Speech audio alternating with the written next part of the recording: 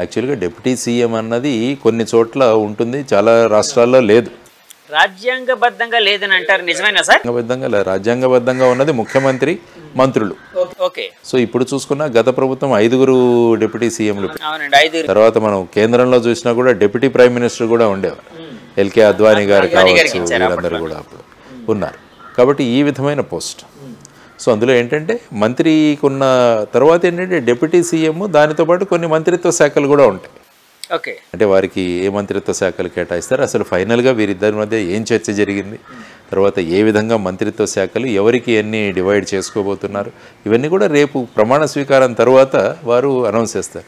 ఏంటంటే సోషల్ మీడియాలో ఇవే స్పెక్యులేషన్లు రకరకాలుగా తిరుగుతున్నాయి. కాబట్టి ఒక రోజు ఆగితే తెలుస్తుంది మొత్తం మీద ఏ విధంగా మంత్రిత్వ శాఖలు ఎవరు ఏ మంత్రిత్వ శాఖ తీసుకోబోతున్నారు.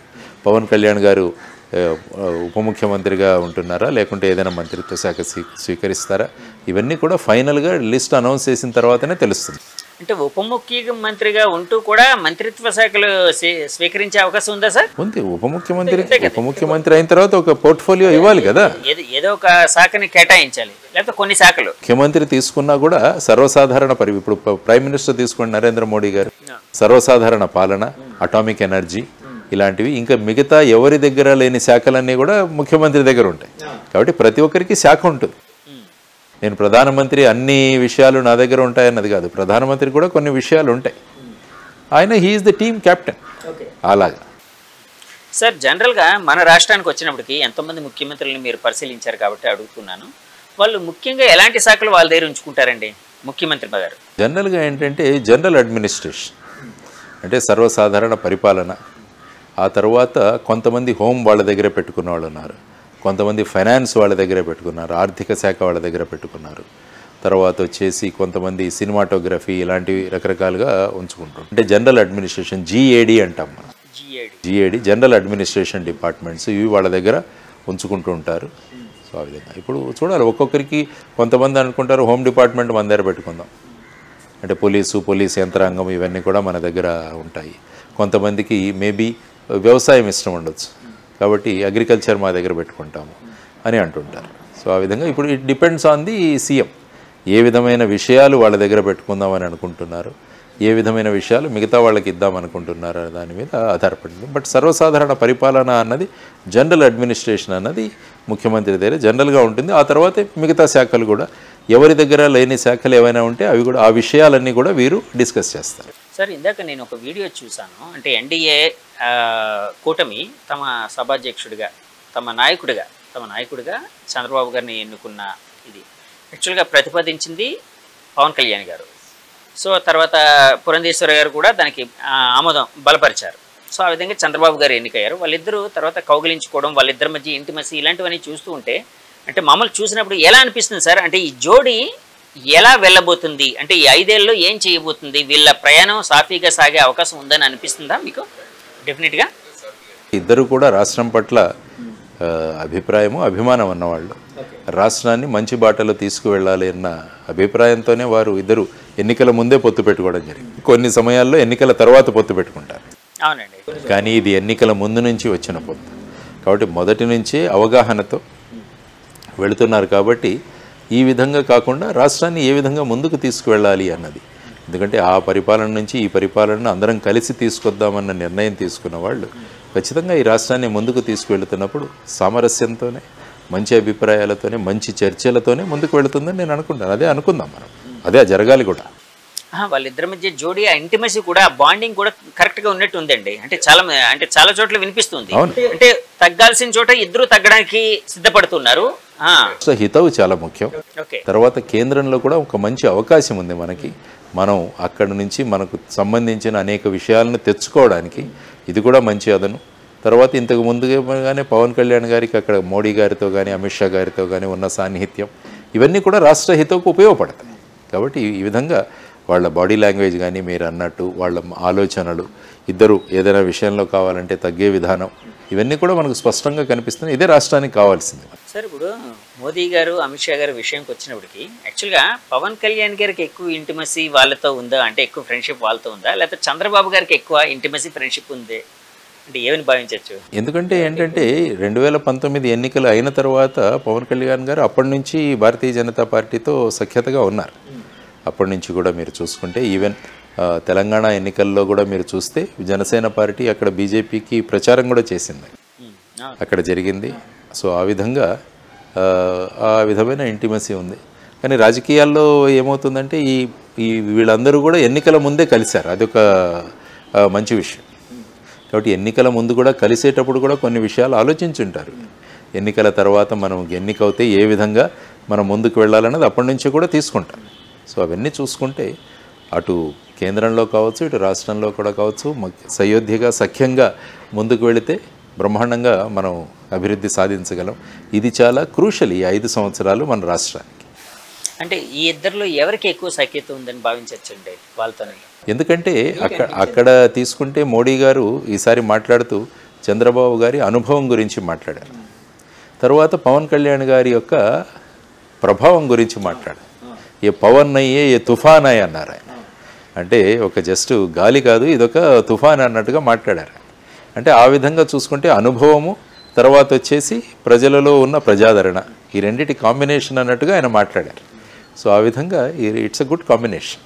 ఓకే సార్, అంటే పవన్ గారితో కూడా మీరు పనిచేసి ఉన్నారు కాబట్టి అడుగుతూ ఉన్నానండి. చంద్రబాబు గారిని కూడా చూస్తున్నారు, చాలా కాలంగా చూస్తూ ఉన్నారు.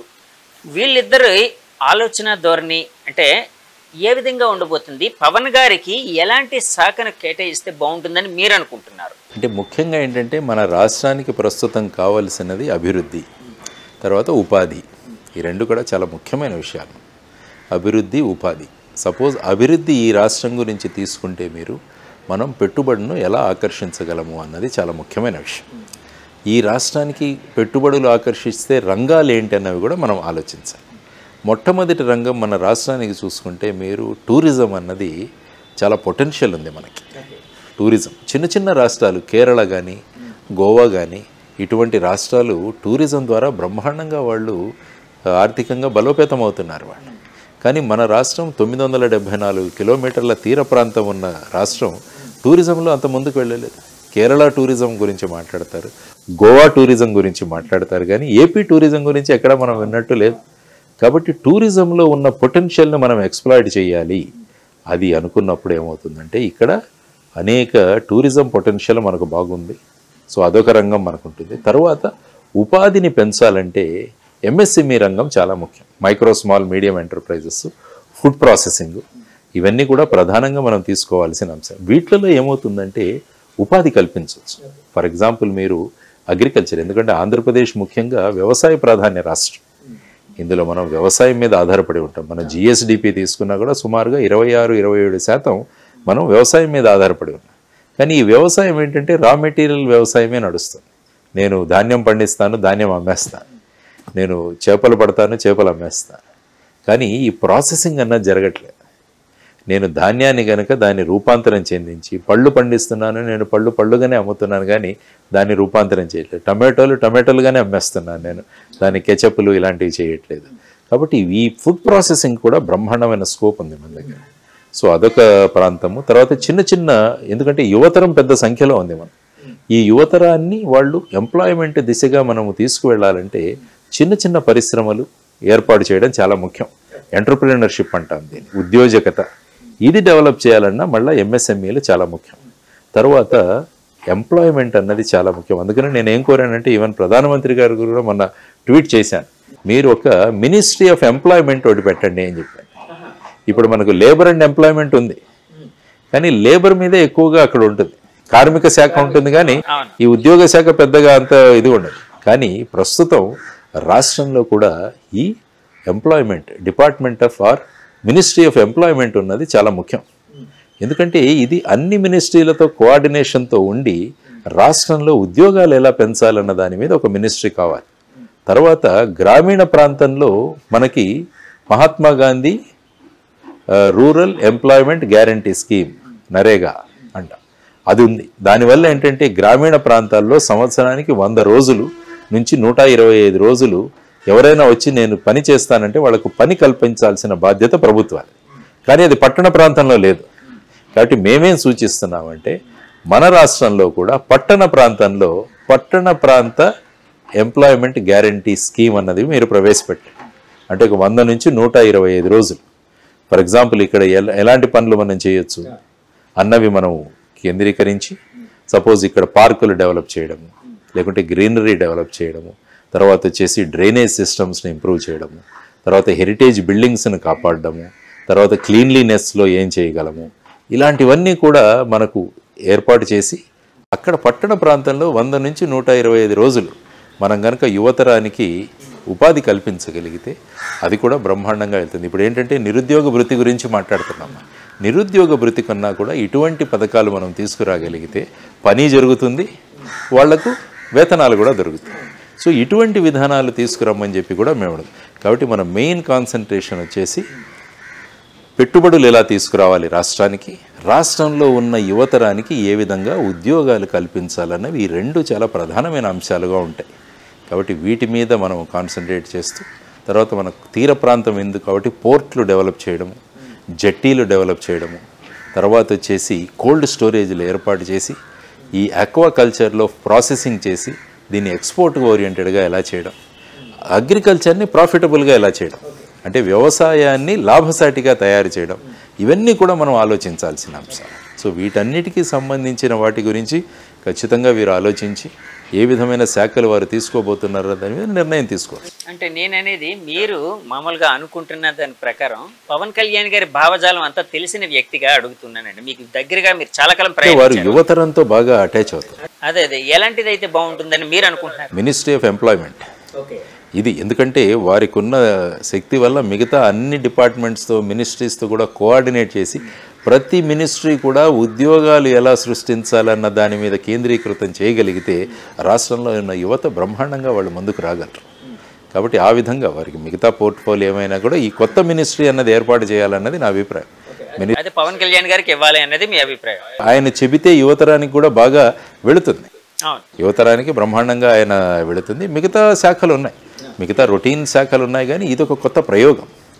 ఈ ప్రయోగాలు చేయాలి. తర్వాత రాష్ట్రానికి కావాల్సింది కూడా అది, అంటే పెట్టుబడులు ఆకర్షించడం, టూరిజం డెవలప్ చేయడము, ఆ తర్వాత వచ్చేసి అగ్రికల్చర్లో ఫుడ్ ప్రాసెసింగ్ డెవలప్ చేయడం, ఎంఎస్ఎంఈలు పెట్టుకోవడం, తర్వాత పట్టణ ప్రాంత ఎంప్లాయ్మెంట్ గ్యారంటీ స్కీమ్ తీసుకురావడం, యువతరానికి పెద్ద పెట్టున వేతనాలు కల్పించడం. సో ఇవన్నీ కూడా చేయాల్సిన అంశాలు.